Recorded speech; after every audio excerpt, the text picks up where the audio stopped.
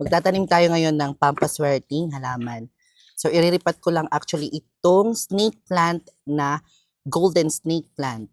Sa scientific name is Sansevieria transficiata variegata. Pak, di ba?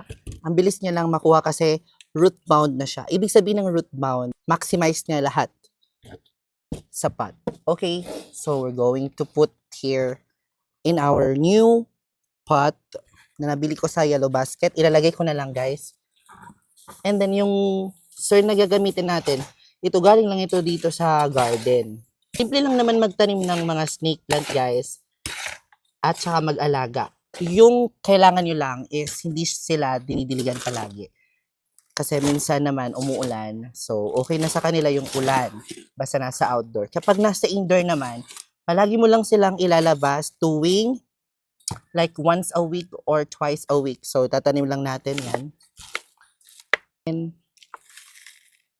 yan. So, according to Feng Shui, ito po ay pampaswerte dahil yung kanyang dahon is may golden sa gilid. And then, kung gusto nyo naman, medyo mas maganda siya tignan, lagyan nyo lang sa ibabaw ng rice hull. Ayan, tapos na, di ba?